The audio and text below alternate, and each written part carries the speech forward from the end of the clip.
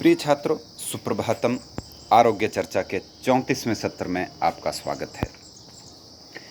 आइए आज के क्रम में हम अगला और अंतिम आसन करने जा रहे हैं। यद्यपि आसनों की संख्या बहुत है, परंतु यह विशेष पैकेज जो कि विशेषतः युवाओं के लिए अत्यंत उपयोगी है, 12 आसनों का पैकेज, वज्रासन से लेकर के अंतिम आसन आज होगा शीर्षासन। तो आइए पहले इस आसन को करते हैं और इस आसन के लाभों के बारे में चर्चा हम बाद में करेंगे। किस प्रकार शीर्षासन करना है वह आप देखेंगे। शीर्ष यानी हमारे शरीर का सबसे ऊंचा भाग सिर। तो सिर के बल पर किया जाने वाला आसन शीर्षासन कहलाता है। आरंभ में आप इस आसन का अभ्यास दीवार का सहारा लेकर के भी कर सकते हैं। बाद में अभ्यास होने के कारण अथवा अभ्यास हो जाने के बाद आप इसका अभ्यास बिना दीवार के सहारे से भी कर सकते हैं। और सिर के नीचे जमीन में कोई नरम वस्त्र लपेट करके अथवा जैसे तौलिया अथवा गमछा अथवा किसी गद्दे पर हम इस आसन का अभ्यास कर सकते हैं। और यदि आप अभ्यस्त हैं, आपके शिरोभाग की कोशिकाएं और सिर मजबूत आपको मालूम हो रहा है, तो आप ऐसे सिंपल योगा मैट पर भी शीर्षासन का अभ्यास कर सकते हैं। दीवार के साथ इस आसन का अभ्यास कैसे करेंगे मैं आपको बताता हूं पहले, फिर मैं दीवार के बिना भी आपको इसे करके बताता हूं। फर्ज कीजिए यहां पर मेरा योग मैट है और यह दीवार आप देख ही रहे हैं। तो दीवार के साथ नीचे भूमि में दोनों हाथों को ऐसे इंटरलॉक कर लेंगे। ठीक है, इंटरलॉक कर लेंगे और इसे भूमि में इस तरह रख देंगे। भूमि में रख करके अब हमारे सिर का ये जो ऊपर तालु भाग है, जो अंतिम छोर है, इस भाग को हमें भूमि में लगाना होगा। इस तरह से घुटनों पर शरीर का बल आ जाएगा और धीरे से इस तरह से हमें दोनों पांवों को इस तरह से ऊपर उठा देना है। ठीक है, अब एक पांव थोड़ा आगे ले लीजिए, एक पांव को फोल्ड कर दीजिए और अपने शरीर का ऐसे भार थोड़ा पीछे की ओर ले जाए और ये देखिए दीवार के साथ धीरे धीरे धीरे बैलेंस बनाते हुए दोनों पांवों को सीधा ऊपर ले जाइए ऐसे। ठीक है, पहले दिन आप इस आसन को 5 सेकंड से अधिक नहीं करेंगे, फिर धीरे धीरे धीरे धीरे वापस आ जाएंगे। पहले एक पांव नीचे लाएंगे और फिर दूसरे को भी नीचे ले आएंगे। झटके से वापस इस आसन में नहीं आएंगे।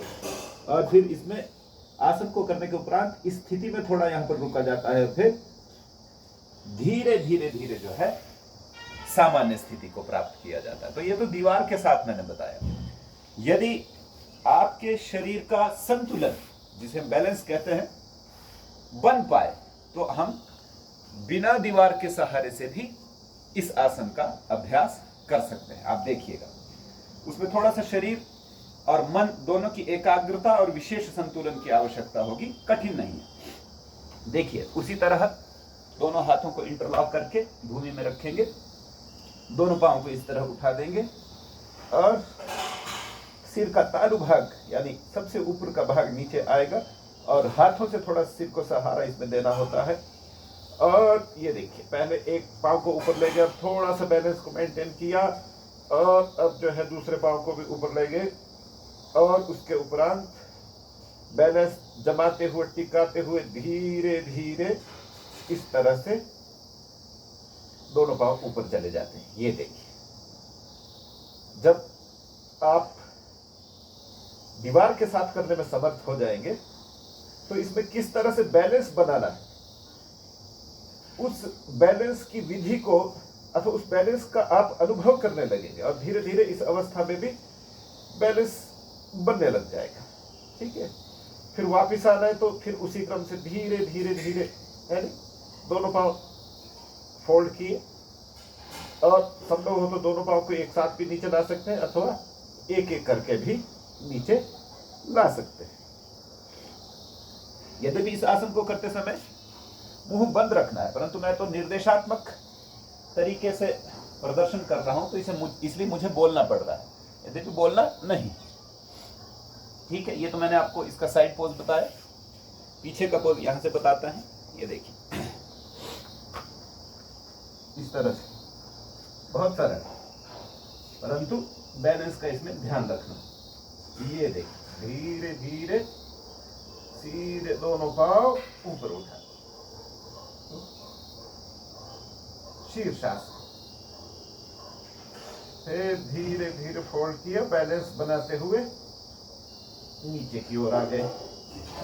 ठीक है, अब आप इसका फ्रंट पोज भी देख लीजिए ताकि आपको स्पष्टता हो जाए। ठीक है, ये देखिए, दोनों हाथ भूमि में हैं, सिर का सबसे शीर्ष भाग भूमि में टिका दिया। अब देखिए किस तरह मैं पंजों पर भार लेता हुआ धीरे से ऊपर दोनों पांव को उठा दे रहा हूं, और इस तरह से दोनों पांव सीधे ऊपर चले गए। ठीक है, ये मयूर आसन है, क्षंतव्य, ये शीर्षासन है। तो शीर्षासन में अगर हम पद्मासन लगा दें तो वह बद्ध शीर्षासन हो जाता है, इस तरह से। ये देखिए, परंतु यह अगला स्तर है। जब आप शीर्षासन में अभ्यस्त हो जाते हैं तो इस आसन को भी आप कर सकते हैं।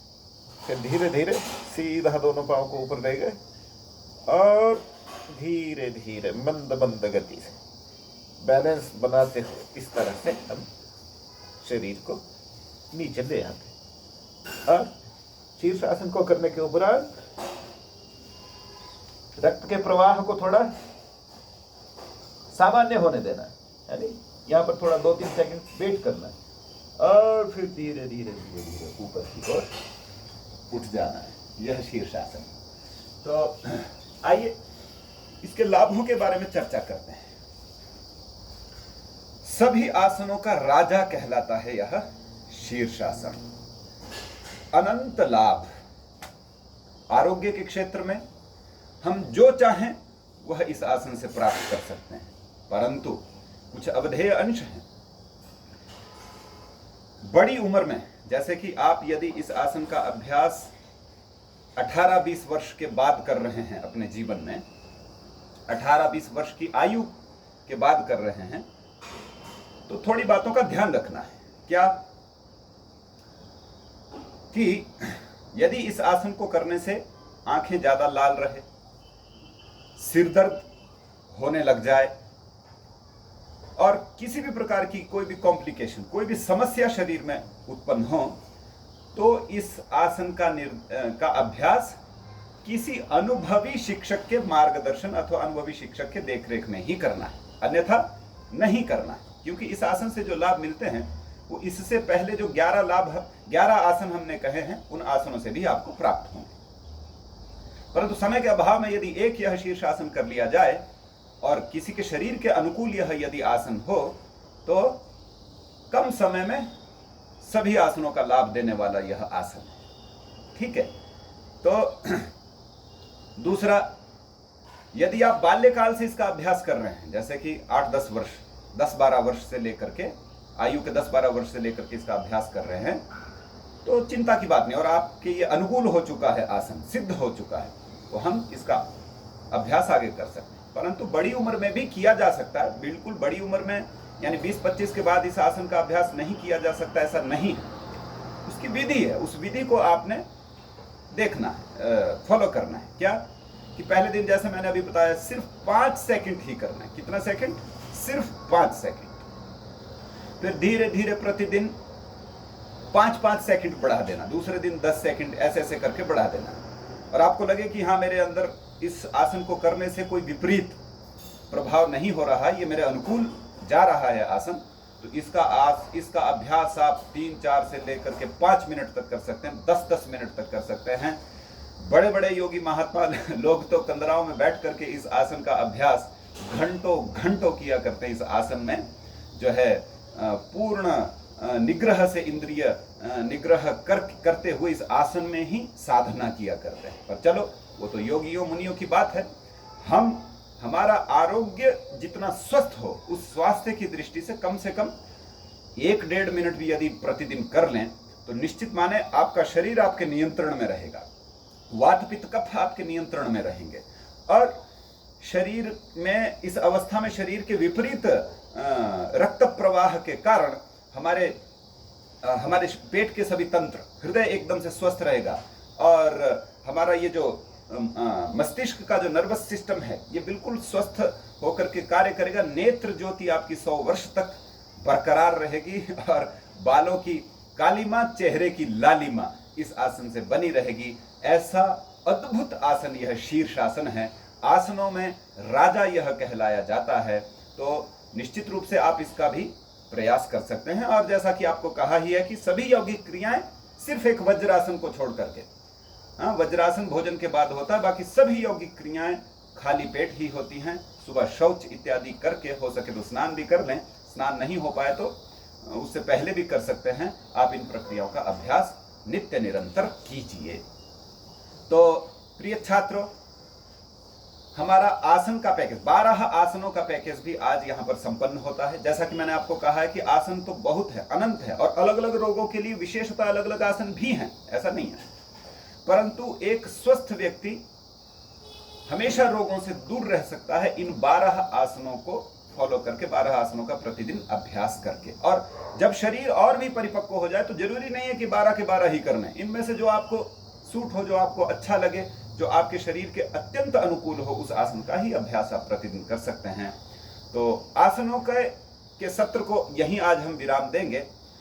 इसके बाद आरोग्य चर्चा का एक अंतिम सत्र होगा। उस अंतिम सत्र में आप विद्यार्थी लोग आधे या 40 मिनट में, आधे घंटे या 40 मिनट में, अथवा परीक्षा का समय है, बहुत व्यस्तता है, तो भी आप 15 या 20 मिनट में किस तरह से इन सभी की सभी प्रक्रियाओं को कर सकते हैं, जो हमने प्रक्रियाएं इन 34 दिनों में देखी, शायद सीखी।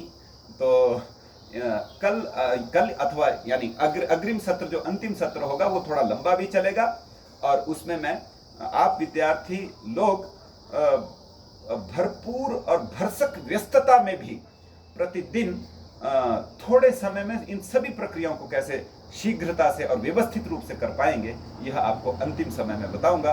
आज का 34वां सत्र यहीं पर इस सत्र को विराम दिया जाता है। सभी का दिन शुभ हो, सभी को सादर नमस्ते। हरि ही ओम।